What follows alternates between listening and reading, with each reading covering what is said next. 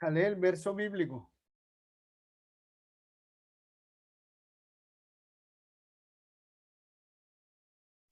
¿Me escuchan?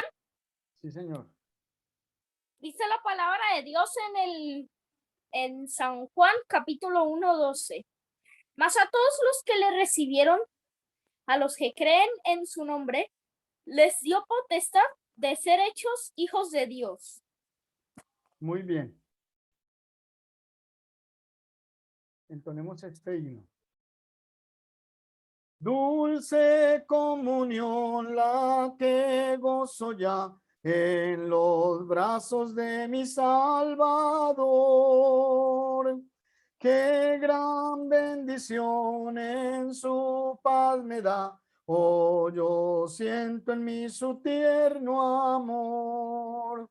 Libre, salvo del pecado y del temor, libre, salvo en los brazos de mi Salvador. Cuán dulce es vivir, cuán dulce es gozar en los brazos de mi Salvador. Allí quiero ir y con él morar, siendo objeto de su tierno amor. Libre, salvo del pecado y del temor.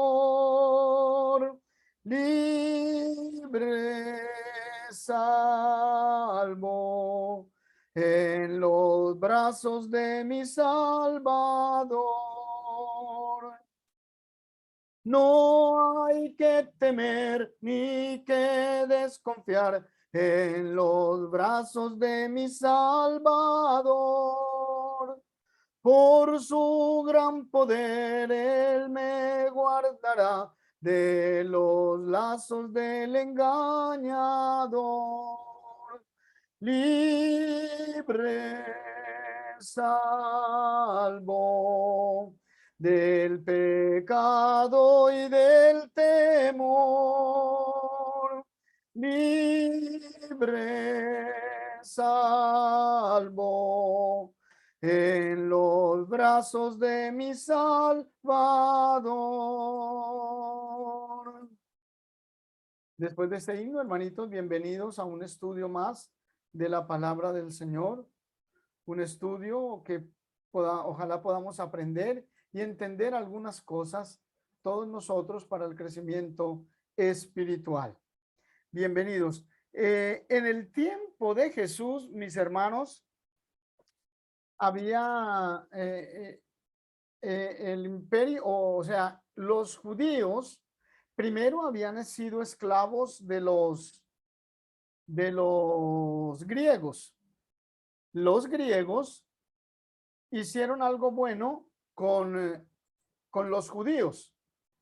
Les enseñaron el griego. Durante la esclavitud con el imperio griego, profetizado por Daniel, el pueblo judío fue enseñado en las artes gráficas griegas y también fue enseñado en el idioma griego.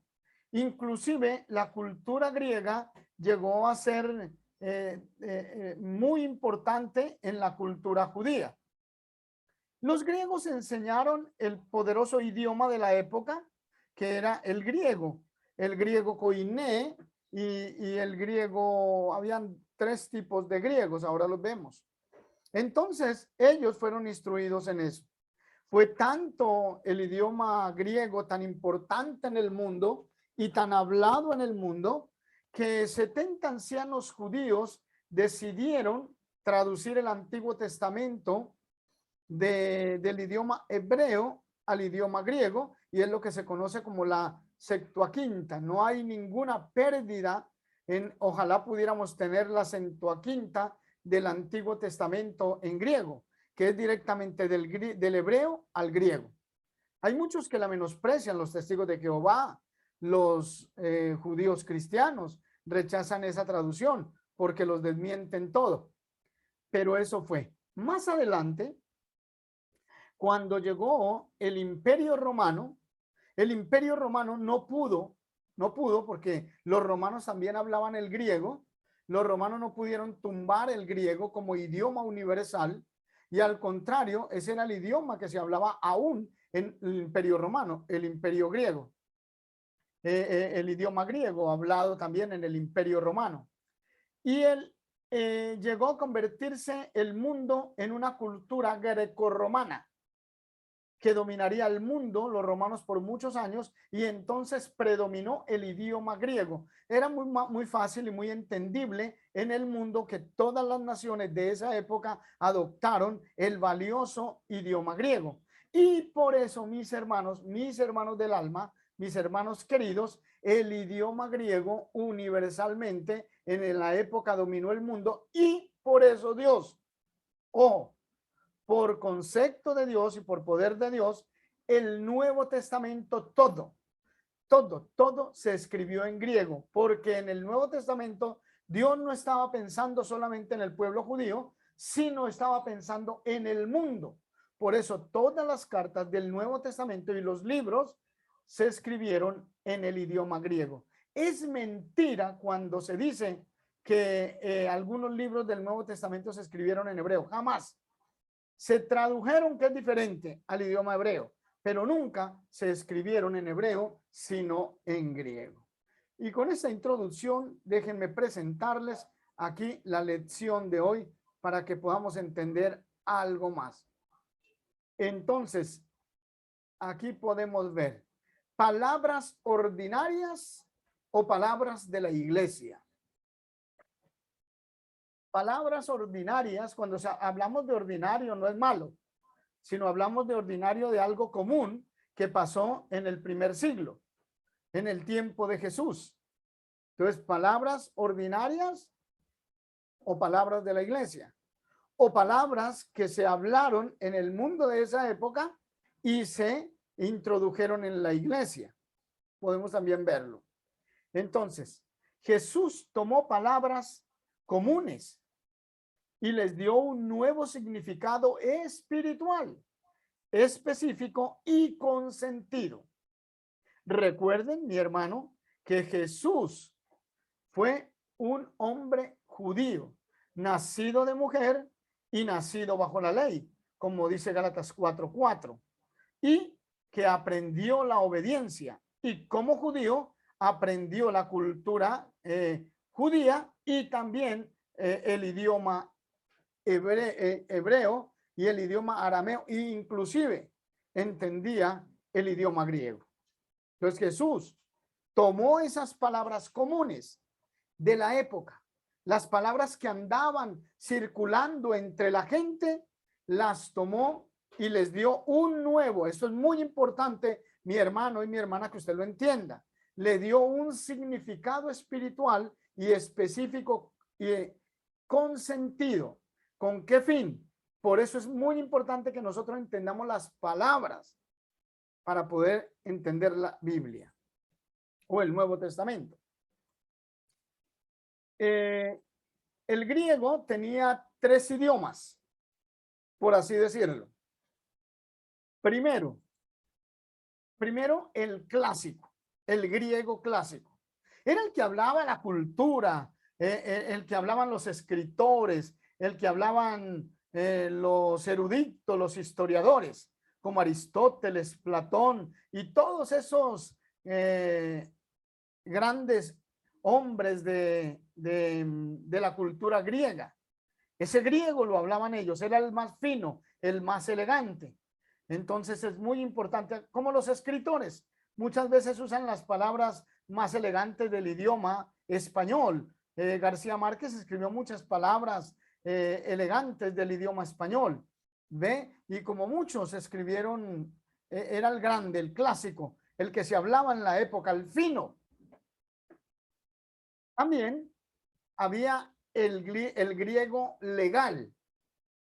O sea que este griego legal se utilizaba específicamente en todos los documentos legales, en la redacción de las leyes, en los contratos, en hacer esto o aquello. Era el segundo, el griego segundo que se utilizaban con palabras diferentes, con unas palabras como hoy se utilizan diferentes palabras en las leyes colombianas, ¿no? Eso aquí para uno entender, mejor dicho, para uno poder entender las leyes tiene que estudiar abogacía para que no le pongan una palabra de estas y le digan esa. Esto también salió y más adelante, mis hermanos, lo utilizaron los romanos, porque los romanos también tenían, hermanos, había un preso o alguien condenado a muerte y necesitaba un abogado. Y entonces el abogado, como conocía las leyes y conocía las redacciones de las leyes y los contratos y todo lo que se hacía, podía fácilmente con el idioma que él aprendía o con el idioma de la ley, entonces defender al acusado. Eso lo utilizaron los romanos. Es lo mismo que pasa hoy, hermanos. Y el tercer griego era el koiné, un lenguaje común de las personas. Jesús y los apóstoles escribieron y hablaron griego koinetomo, palabras comunes, pero Jesús le dio un significado espiritual específico y le puso sentido. Quiero que entendamos esto. Repito, Jesús y los apóstoles escribieron y hablaron el griego común, el koinetomo o el koiné. Habían palabras comunes del pueblo, de la gente del mundo, de la gente del campo, de la gente del pueblo. Y Dios le dio y les dio un significado espiritual específico y con sentido. Eso es muy importante porque Jesús hablaba a todo tipo de gente, a los clásicos, a los legales y también en el lenguaje popular. Es muy importante, hermano, que entendamos esto. Palabras ordinarias o de la iglesia. Bueno, palabras comunes y corrientes del pueblo que fueron registradas y quedaron escritas en el Nuevo Testamento para que nosotros pudiéramos entender y comprender las cosas fáciles. Muchas palabras que usamos en un sentido espiritual tienen su origen en el lenguaje común de la gente del primer siglo. Por inspiración, Dios eligió palabras comunes y les dio un significado y uso especial para los cristianos. Por eso tenemos que estar atentos a estas palabras y darles el significado necesario y el significado que es para poder entender lo que el Señor nos quiere enseñar. Por ejemplo, veamos lo que dice Marcos capítulo 12 del 35 al 37. Marcos 12, 35 al 37.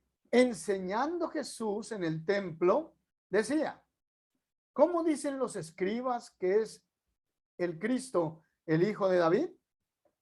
Porque el mismo David dijo por el Espíritu Santo, dijo el Señor a mi Señor, siéntate a mi diestra hasta que ponga a tus enemigos por estrado de tus pies. Y David mismo le llama Señor. ¿Cómo pues es su hijo? Y ojo al final, y gran multitud del pueblo le oía de buena gana. Mis hermanos, y gran multitud del pueblo lo escuchaba de buena gana. ¿Por qué? Porque les hablaba en su lenguaje, porque les hablaba en el griego koiné popular y ellos lo entendían claramente. Ellos comprendían claramente. Entendían porque Jesús usó ese griego koiné para darles a ellos el significado especial. Cogió las palabras adecuadas en las cuales ellos podían entender. Y me gusta. Y gran multitud del pueblo lo oía de buena gana. Oiga, qué bueno es cuando uno escucha un buen sermón, un buen estudio, una buena lección bíblica en el idioma que uno entiende. Eso es sabroso, eso es bueno. Bueno escucharlo así. O sea que eso fue bueno, escuchar a Jesús cuando decía este tipo o hablaba a la gente las cosas comunes, ellos la entendían y se sentían bien. Cuando usted habla en el idioma campesino, le van a entender. Cuando usted habla en el idioma de los jóvenes modernos, pues ellos le van a entender. Miremos la palabra iglesia. Era común y ordinario esta palabra. Esta palabra era de uso común como cualquier reunión anunciada o planificada. Por ejemplo, la comunidad de Caracas, Venezuela, donde vive el hermano Mario, se reúne este sábado a las 10 de la mañana para tratar asuntos relacionados con el sistema del agua que está mal. Entonces, esa es la palabra, una reunión, una que se planificaba, que se anunciaba. Eso se llamaba también una asamblea. En el Antiguo Testamento era una palabra común, una palabra para anunciar una reunión, una congregación de hombres y mujeres para planificar algo del barrio o de la comunidad. Aquí en Cali, por ejemplo, en la comuna 22, dicen el barrio Vipasa se reúne este miércoles a las 8 de la noche para tratar sobre el alumbrado porque los bombillos están dañados. Entonces se reúne la comunidad o algunos de la junta y van y estudian y planifican cómo van a arreglar las cosas que pasen. Lo mismo creo que pasa en México, lo mismo creo que pasa allá en Arizona. En fin, eso es lo que hace. Una reunión de consejo de la ciudad, una reunión de la junta escolar o una reunión de club. Reuniones. Reunión de personas con el fin de tratar o realizar algo.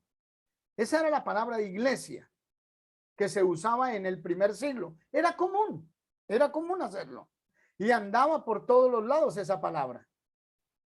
Pero si tiene alguna, en Hechos 19:39, dice, pero si tiene alguna otra consulta que hacer, se determinará en la asamblea legítima. Mira lo que dice este texto, que había una asamblea normal, una asamblea legítima, una reunión de un consejo de personas, una reunión de unas personas importantes, una reunión de alguien, se reunían para tratar algún asunto importante. Y eso eso era lo que se hacía en el primer siglo cuando se utilizaba esta palabra, que ellos entendían para qué era. Y entonces vamos a la asamblea y muchas cosas se decidían en una asamblea. Hechos 19:39, y si demandáis alguna otra cosa en legítima asamblea, se puede decidir. O sea, se decidía cualquier asunto. El uno hablaba, el otro decía, el otro opinaba y se elegía en una común acuerdo. Legítimo. La palabra iglesia, miremosla en el lado espiritual. ¿Cómo Jesús la utilizó? Yo también te digo que tú, Mateo 16:18, yo también te digo que tú eres Pedro y sobre esta roca edificaré mi iglesia y las puertas del Hades no prevalecerán contra ella. Entonces el Señor dice que va a hacer su asamblea, que va a hacer su reunión personal. Increíble. Él va a hacer su asamblea, su iglesia, su grupo de personas especiales. En Hechos 2:42, alabando a Dios y teniendo favor con todo el pueblo, y el Señor añadía cada día a su asamblea o a su iglesia los que habían de ser salvos. Si ustedes vieron la gráfica anterior que les decía que la asamblea era para elegir alguna cosa, esta asamblea espiritual es reunido, el Señor está reuniendo en la asamblea, en esta iglesia, a los que han de ser salvos. O sea que Él los llamaba a reunirse para ser salvos. ¡Qué bendición tan grande! Mire de dónde cogió la palabra, mire a dónde la colocó el Señor. y nos llama a ser salvos. Por eso la iglesia es una asamblea, es una reunión establecida por el mismo Jesús, porque esta reunión no tiene que ver con algo para elegir un alcalde, para elegir esto, sino una asamblea para alabar a Cristo y el grupo de quienes, de los salvos. Es fácil, ¿verdad? Es fácil de entender. Déjenme añadir algo aquí más. Cuando nosotros nos reunimos como asamblea, tenemos un orden del día, por decirlo así, como en esas asambleas había orden del día. Esto primero, esto segundo, esto tercero. Nosotros ya tenemos nuestro orden del día, el primer día de la semana, la oración, las alabanzas, el estudio de la palabra, el recordar la muerte de Cristo, las oraciones y también la santa ofrenda. Esa es la reunión del domingo.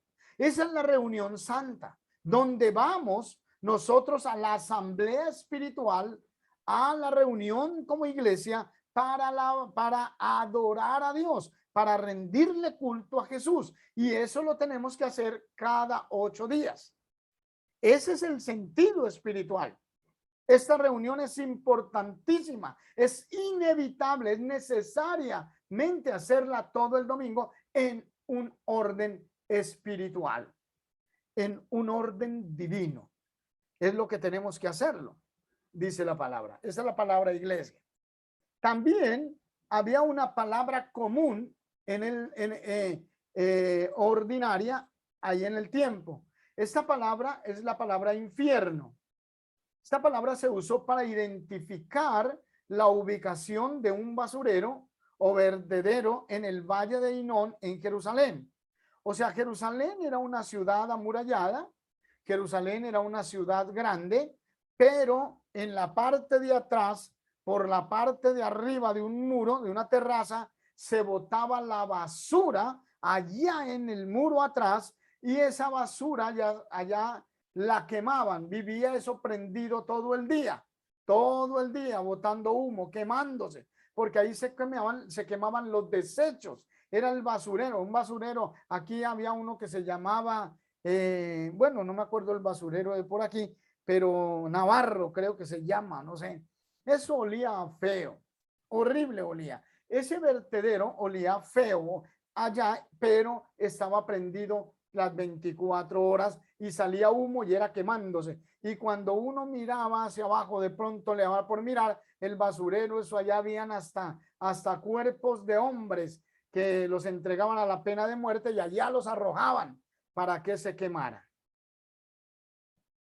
En Segunda de Reyes, capítulo 23, verso 10 dice: asimismo profanó a Tofet, que está en el valle del hijo de Hinón, para que ninguno pasase su hijo o su hija por fuego a Molod. Profanó Tofet, que está en el valle del hijo de Hinón, para que nadie hiciera pasar a su hijo o hija por fuego a Moloc. Anteriormente, en los tiempos de los reyes, ese lugar de la parte de atrás de Jerusalén se tomó para hacer sacrificios humanos. Y a Dios le molestó muchísimo que los hijos de Israel cayeran en semejante pecado de sacrificar sus hijos a los dioses paganos, en este caso a Moloc. Y por eso ese lugar fue común y fue muy conocido en los tiempos de Jesús. Jesús también tuvo la oportunidad de verlo. En el tiempo de Jesús era el vertedero, era el basurero, como les decía, y de los apóstoles. Eso en lo ordinario. Esa es una palabra infierno que se utilizaba ya en lo común. En lo espiritual, para la época de Cristo, este lugar, como les decía, era un fuego continuo, basurero continuo. Pero observe cómo lo describe la palabra en Apocalipsis 14:11. Y el humo de su tormento sube por los siglos de los siglos, y no tienen reposo de día ni de noche los que adoran a la bestia y a su imagen, ni nadie que reciba la marca de su nombre. Esto lo dice el libro de Apocalipsis, que allá, eso en el sentido espiritual es el infierno, un lugar de tormento. El humo nunca se apaga. Ahí el fuego nunca se apaga. Será tormento eterno. Sube por los siglos de los siglos. No tiene reposo de día ni de noche. Y allá están arrojados los que adoraron a la bestia y a su imagen. Y ni nadie que reciba la marca en su nombre. Y están todos los perdidos, todos los que no obedecieron el evangelio de nuestro Señor Jesucristo, todos los que no andan en santidad, todos los detractores, los pecadores, los que hacen lo malo, estarán allá en ese lugar por eternidad de eternidades. Por eso es doloroso saber que alguien se pierde sin obedecer el evangelio, porque ya le espera de antemano lo que el Señor ha revelado. Esa palabra infierno era común en los tiempos de Jesús y el Señor le cambió el sentido físico y le puso el sentido espiritual. Otra palabra que vemos que era común, que era ordinaria, era diácono. Esta palabra significa alguien que sirve.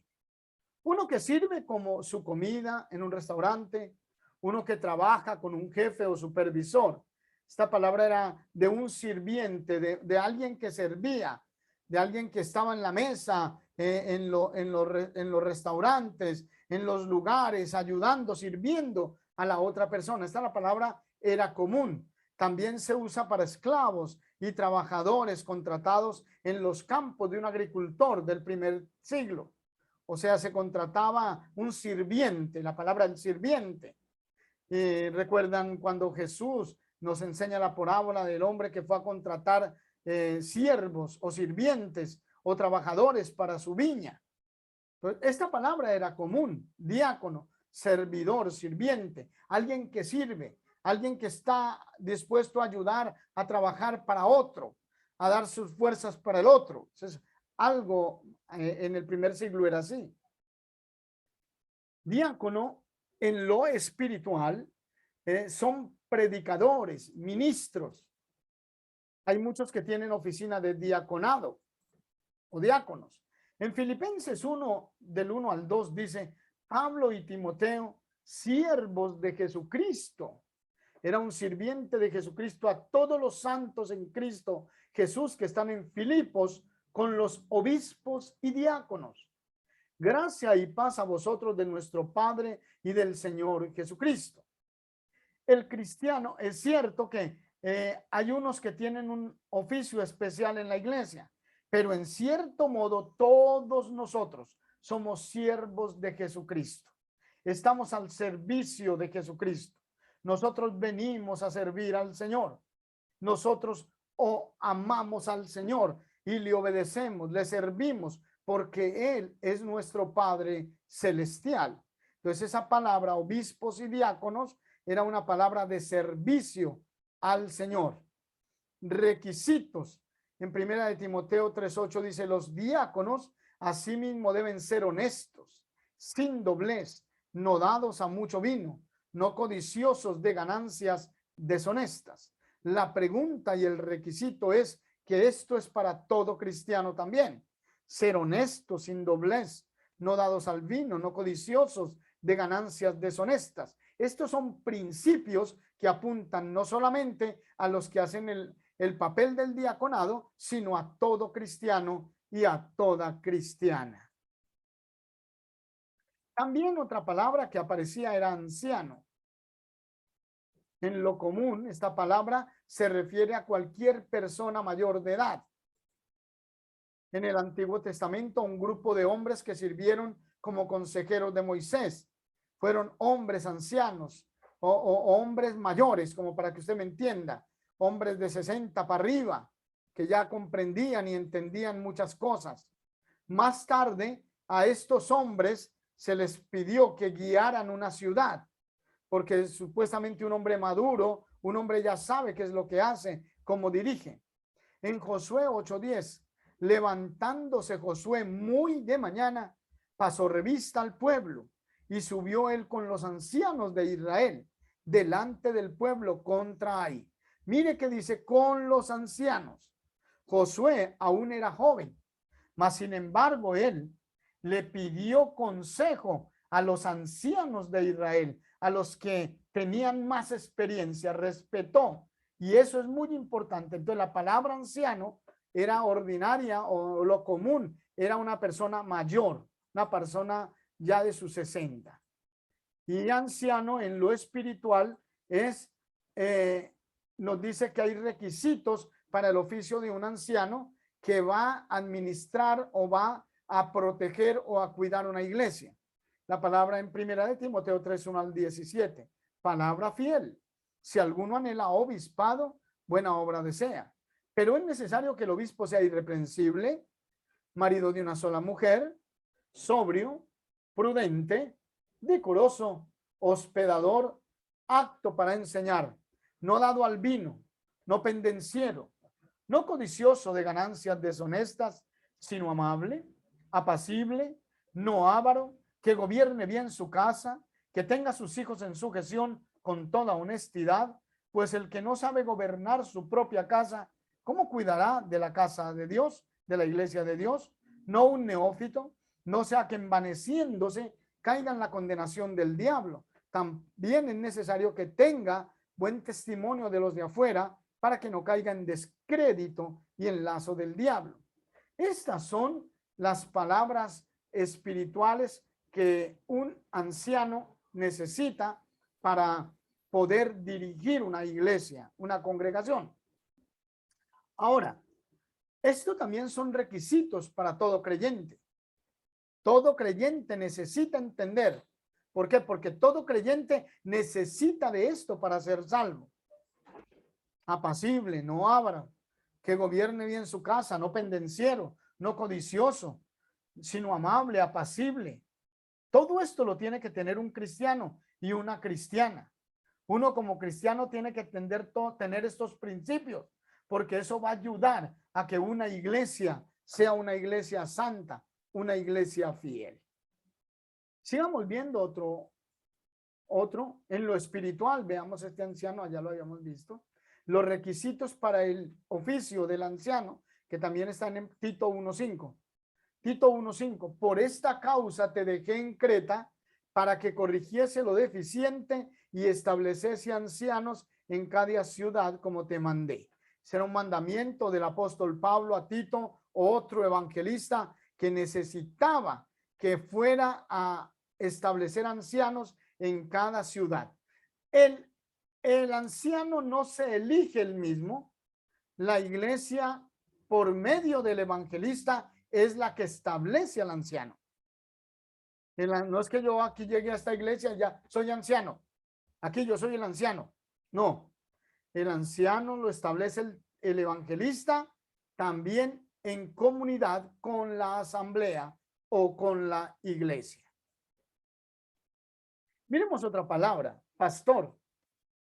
En la palabra común, para un pastor, uno que cuida y alimentaba un rebaño de ovejas. Eso era muy común en Jerusalén, en Israel, en los tiempos de primavera o en los tiempos cálidos, era cuando más se veía el pastor de ovejas. Dice Ezequiel 37:24, mi siervo David reinará sobre ellos y todos tendrán un pastor y andarán también en mis juicios y guardarán mis estatutos y los cumplirán. Es bien importante, mi hermano, un pastor es alguien que alimentaba, que cuidaba o conducía un rebaño de ovejas. Eso es en la palabra común. En lo espiritual, pastor se usa para describir el trabajo de los ancianos o obispos en la iglesia. En Efesios 4:11 al 12. Y él mismo dio a algunos apóstoles, algunos por apóstoles, a algunos profetas, a algunos evangelistas, a algunos pastores y maestros, a fin de perfeccionar a los santos para la obra del ministerio, para la edificación del cuerpo de Cristo. Los pastores están para supervisar la iglesia, para apacentar la iglesia, para cuidar la iglesia, para apoyar la iglesia, para apacentar la iglesia. Es la palabra sacada de algo común. y el Señor le da el uso espiritual que no tiene que salirse de su contexto. Hay muchos pastores que se salen del contexto de lo que significa ser pastor y le añaden otra cantidad de cosas y ponen otra cantidad de cosas que no son. También hay una palabra que en los tiempos de Jesús era muy común, era bautismo. En lo común, esta palabra describe el proceso de teñir la ropa, de lavarse las manos y de la mikeb. Es una palabra hebrea que es la conversión de prosélitos. O sea, esta palabra se describe como teñir ropa y la ropa la teñían, hacían un poco de agua, le echaban unas tintas, esas tintas las mezclaban, las rebullían y luego sepultaban o metían la prenda para teñir toda. Y las manos también se lavaban dentro del agua. No es como nosotros que sacamos la llave y que empieza a caer el agua. No, se sumergían las manos en el agua. Miremos lo que dice lavado de ollas. También se lavaban las ollas, se sumergían. En Marcos 7:4. Y volviendo de la plaza, sino se lavan, no comen, y otras muchas cosas hay que tomaron para guardar, como el lavamiento de los vasos de beber y de los jarros y de los utensilios de metal y de los lechos. O sea, el lavamiento, todo eso era una costumbre en el tiempo de Jesús. Todo se lavaba, todo se sepultaba en agua. Eran tinajas de agua que se metían las cosas ahí se metían, se sumergían. Todos esos utensilios se sumergían en el agua. Eso se llamaba bautismo, de una palabra griega. En lo espiritual, la palabra bautismo en lo espiritual en el Nuevo Testamento es la limpieza espiritual del corazón. Mire lo importante que Dios utilizó esta palabra, la limpieza espiritual del corazón. En primera de Pedro 3:21 dice, no purificación del cuerpo. No era que purificaba el cuerpo, sino la conciencia, el corazón, los pecados internos. Hechos 22:16, y ahora, ¿por qué esperas? Levántate, bautízate y lava tus pecados invocando el nombre del Señor. Es decir, la persona se sumergía en agua o se sepultaba en agua y simbólicamente eso era limpiándole todos los pecados internos que tenía, un lavamiento espiritual. Por eso el Señor vino a hablarnos a la parte interna nuestra. Y entonces, como alguien decía, el pecado no es que usted lo sumerjan y ya se lavó el cuerpo, no. Simbólicamente está limpiando su conciencia, está limpiando purificando su alma, purificando su corazón. Eso es el bautismo del que habla el Nuevo Testamento. ¿Cuál es la idea final? Que hay muchas otras palabras que han adquirido un significado especial y espiritual en el Nuevo Testamento, que eran palabras comunes utilizadas en la época de Cristo. Arrepentirse, confesar, adorar, orar, obispo, resurrección y muchísimas otras palabras que tenemos nosotros que leerlas y darles el sentido espiritual que Cristo les da. Porque hay muchísimas palabras que es muy difícil sentarnos aquí y darlas, pero todas esas palabras tengo que darles el sentido espiritual. Al estudiar el Nuevo Testamento debemos aplicar las palabras de la misma manera, mi hermano, como las utilizó Jesús.